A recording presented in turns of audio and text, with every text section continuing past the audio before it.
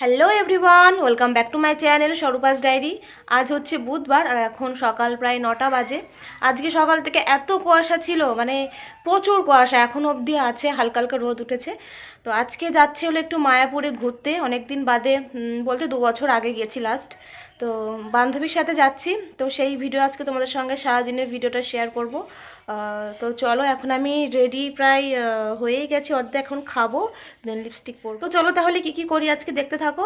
এখন হচ্ছে খাবো, খাওয়াটা বাকি আছে, দেন বেরোবো 10টার ট্রেনটা ধরবো। তো চলো, আবার পরে তোমাদের সঙ্গে দেখা হচ্ছে। বাড়ি থেকে বেরিয়ে ট্রেন ধরে চলে এসেছি কৃষ্ণনগরে, জাস্ট নামলাম। এবার এখান থেকে অটো বা টোটো ধরতে হবে। তো আমাদের বাড়ি থেকে মায়াপুর পৌঁছাতে ওই 1 ঘন্টার মধ্যে আমরা পৌঁছে যাই। একটা টোটো নিয়েছি, তবে আমাদের একটু ভুল হয়ে গেছে, এখান থেকে তো অটোও যাই। তো অটোটা শুনে এসেছিলাম যে বাড়ি থেকে চলছে না, সেই কারণে আরও টোটো ধরলাম। ভাড়াটা একটু বেশিই পড়ে যায় এই আর কি। তো যাই হোক, আমরা চলে এসেছি এই স্বরূপগঞ্জ ঘাটে। এবার ঘাট পার করে ও পাশে হচ্ছে মায়াপুর। আর এই যে ঘাটের টিকিট মাত্র 3 টাকা করে। ঘাট পেরিয়ে আমরা একটা টোটো নিয়েছি, এখান থেকে হেঁটেও যাওয়া যায়, জাস্ট একটুখানি, ওই যে দেখতেই পাচ্ছ, তবু একটু টোটো ধরে নিলাম। পৌঁছে গেছি একদম স্কনে, ভীষণ ভালো লাগছে। তো চলো কি কি করি দেখতে থাকো।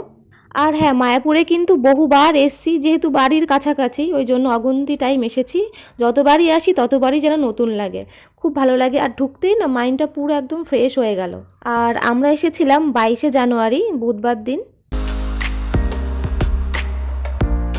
এখানে যেই ফোয়ারাটা দেখতে পাচ্ছ, ওটা কিন্তু বেশ অনেকটা দূরেই আছে, তবুও ওখান থেকে জলটা পুরো এখানে ছিটে এসে লাগছে গায়ে। এখান থেকে এবার কিছু ফটো ভিডিও করছিলাম, যেগুলো রিলস আর কি, ইনস্টাগ্রামে পোস্ট করব। তোমরা চাইলে একবার দেখতে পারো, স্বরূপারাই07 আমার ইনস্টাগ্রাম আইডি। তো ভীষণ ভীষণ ভীষণই এনজয় করেছি আমরা দুজনে মিলে, প্রচুর ফটো ভিডিও তুলেছি, করেছি। আর হ্যাঁ, ভিডিও ভালো লাগলে কিন্তু অবশ্যই একটা ছোট্ট করে লাইক করে দিও, আর সাবস্ক্রাইব যারা করোনি সাবস্ক্রাইব করে বেল আইকনটিকে অন করে দিও। আমরা এই যে এখন ঘুরে বেড়াচ্ছি, অনেকক্ষণ বসেছিলাম, প্রচুর ছবি ভিডিও করে নিয়েছি, মানে আমাকেই দেখানো হচ্ছে না ঠিক করে। এখন আবার একটু ঘুরবো, ঘুরে এখানে যে কি জানো বেশ নাম, ওই রানা প্রভু, হ্যাঁ রানা প্রভুর বিরিয়ানি। যে বিরিয়ানিটা আছে না, সে ফেসবুকে আমরা দেখি খুব ভাইরাল। তো ওইখানে একটু যাবো, ওটা একটু ট্রাই করবো। তো গতবার 2 বছর আগে এসেছিলাম, তখন এখানে না প্রচুর ফুল ছিল, এত ফুল ছিল। এবার দেখছি সেই ফুলগুলো নেই, মানে ফুলের পরিমাণ এবার খুবই কম। তো প্রসাদ হবে এখানে যেটা হয়, তো সেটার প্রচুর স্মেল আসছে, যেটা বাসন্তী গোলা, কিন্তু এবার আমরা ওটা ট্রাই করবো না, প্রত্যেকবার এলে ট্রাই করি। এবার হচ্ছে ওই রানা প্রভুর যে বিরিয়ানি নিরামিষ ওরকম, সেটা আজকে ট্রাই করবো। তো চলো দেখা যাক, ফোনটাতে চার্জও কমে আসছে। চলো, এখানে এই লাইনটা হচ্ছে যে প্রসাদ দেওয়া হয় টিকিট কেটে আর কি, সেটারই লাইন। খেতে ইচ্ছা করছিল, কিন্তু প্রতিবারই এসে ওখান থেকে প্রসাদটা খাই, তাই এবার আর ওখান থেকে খাবো না। এরপর এবার যখন আসবো তখন আবার খাবো। চলে এসেছি সেই জগন্নাথ ভেজ বিরিয়ানি, রানাদার বিরিয়ানির দোকানে। ওই যে রানাদা দেখতে পাচ্ছ ওখান ভিতরে দাঁড়িয়ে আছে। তো আমরা দুটো বিরিয়ানি অর্ডার দেবো, এখন কেমন টেস্ট ফেসবুকে তো দেখেছি এত। তো দেখা যাক, এই যে বিরিয়ানি কাটছে, বেশ সুন্দর গন্ধ বেরোচ্ছিল। বসলাম খেতে বসেছি, অর্ডার দিয়ে আসা হয়েছে। আজকে আমরা চলে এসেছি রানাপুর ভেজ। এই যে চলে এসছে বিরিয়ানি, আমরা হাফ প্লেট অর্ডার দিয়েছি, 50 টাকা। 50 টাকা না?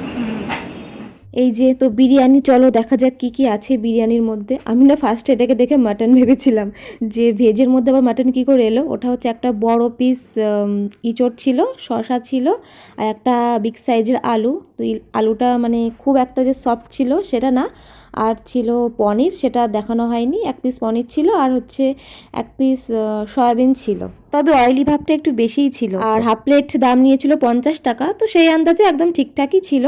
আর হাফ প্লেট একজনের খাওয়ার পক্ষে এনাফ, মানে আমার পক্ষে আর কি। তারপর আমরা ওখান থেকে খেয়ে দিয়ে বেরিয়ে এসে, প্রথমেই যখন মায়াপুর ঢুকছিলাম তখনই এই যে আমরা মাখা, পেয়ারা মাখা দেখে খুব ক্রেভিং হচ্ছিল। তো ভাবলাম তাহলে যাওয়ার পথে নেব। তো এখন ওই যে সেটাই বাচ্ছিলাম, আমি আমরা মাখা নিলাম।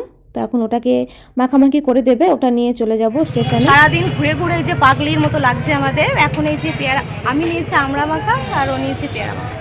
তো এখানে বসে একটু খেয়ে দিয়ে তারপরে যাবো। খুব এনজয় হলো আজকে, খুব ভালো খুললাম আমরা। ফোনে বেশি চার্জ নেই, দেখি কত দূর যায়, 10% মতো চার্জ আছে ফোনে। চলে এসেছি আমরা কৃষ্ণনগর স্টেশনে। এখন দেখলাম এটা ফাঁকা রয়েছে, তো দুজনে মিলে একটু উঠবো, আবার ওই সাইড নিচে নেমে যাবো। ট্রেনের এখনও বহু লেট আছে, 4টে ট্রেন।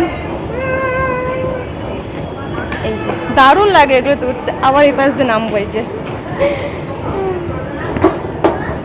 চলে গেলি আগে।